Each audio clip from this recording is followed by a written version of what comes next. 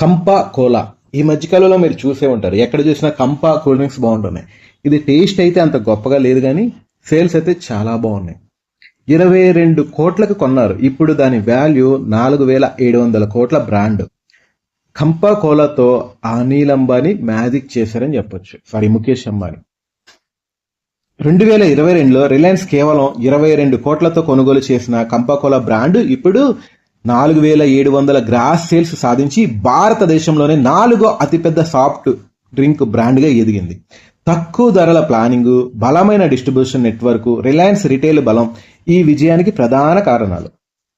వ్యాపార ప్రపంచంలో పాత బ్రాండ్ని మళ్లీ విజయవంతం చేయడం అంత సులభం కాదు. దేశవ్యాప్తంగా గుర్తింపు పొందిన బ్రాండ్ మార్కెట్ నుంచి దాదాపు కనుమరుగైపోతే దానిని మళ్లీ వినియోగదారులకి ముందుకు తీసుకురావడం సాహసం అని చెప్పొచ్చు. ఆ సాహసం చేశారు ముఖేష్ అంబానీ.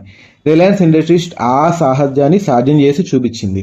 2022లో కేవలం 22 కోట్లతో కొనుగోలు చేసిన కంపా కోలాను నేడు 4,700 కోట్ల విలువైన బ్రాండ్గా మార్చింది. అంటే సంవత్సరం అంతటి విలువైన సేల్స్ సాధించింది. ఇప్పుడు కోకా కోలా, పెప్సీకి పోటీ ఇచ్చిన ఈ భారతీయ బ్రాండ్ ఇప్పుడు మార్కెట్లో మళ్లీ బలంగా వినిపిస్తుంది. 1980-1980లో భారతీయ శీతల పానీయాల మార్కెట్లో కంపా కోలా పేరు బాగా వినిపించేది. విదేశీ కంపెనీలు భారత్ నుంచి వెళ్లిపోయిన సమయంలో ఈ స్వదేశీ బ్రాండ్ మంచి ఆదరణ పొందింది. 1990లో ఆర్థిక సంస్కరణల తర్వాత కోకా కోలా, పెప్సీ తిరిగి భారత్ మార్కెట్లోకి ప్రవేశించడంతో కంపా కోలా క్రమంగా వెనకబడిపోయింది. చివరికి మార్కెట్లో దాదాపు కనిపించకుండా పోయింది. ఇంకా 2022 ఆగస్టులో రిలయన్స్ ఇండస్ట్రీస్ సబ్సిడరీ రిలయన్స్ కమ్యూనికేషన్ ఆర్సీపీఎల్ ఢిల్లీకి చెందిన ప్యూర్ డ్రింక్స్ గ్రూప్ నుంచి కంపా కోలా బ్రాండ్ను కేవలం 22 కోట్లతో కొనుగోలు చేసింది. అప్పట్లో ఈ డీల్పై పెద్ద చర్చ జరగకపోయినా రిలయన్స్ మాత్రం దీన్ని పెద్ద బ్రాండ్గా మార్చే లక్ష్యంతో ముందుకెళ్లింది.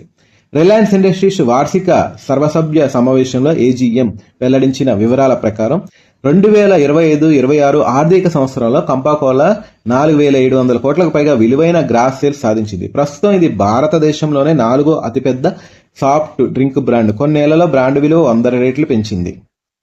కంపా కోలా విజయానికి ప్రధాన కారణంగా డిస్ట్రిబ్యూషన్ అని మార్కెట్ నిపుణులు చెబుతున్నారు.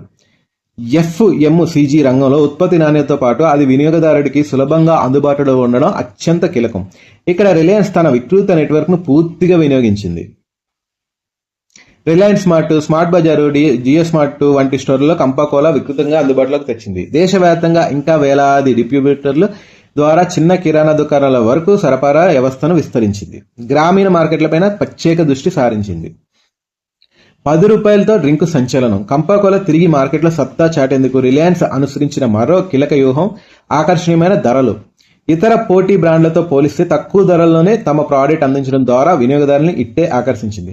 దీంతోనే కంపా కోలా మార్కెట్లో వాటాన్ని వేగంగా పెంచుకుంటూ పోయింది.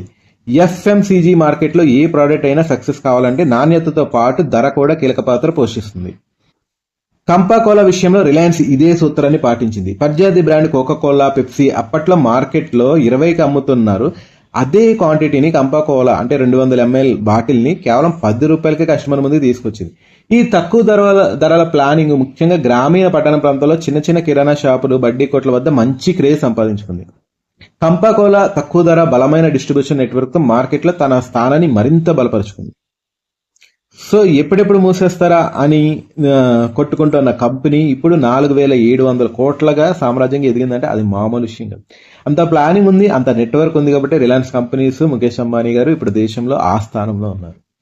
సో అది మ్యాటర్. సో మీరు కూడా ఈ మధ్యకాలంలో కంపా కోలా తాగుంటే కామెంట్ చేయండి. బట్ ఆ టేస్ట్ ఎలా అనిపించిందో కూడా కామెంట్ రూపంలో తెలియచేయండి. సో మరిన్ని మంచి వీడియోస్ కోసం మన ఛానల్ అయితే సబ్స్క్రైబ్ చేసి పెట్టుకోండి. Thank you for watching.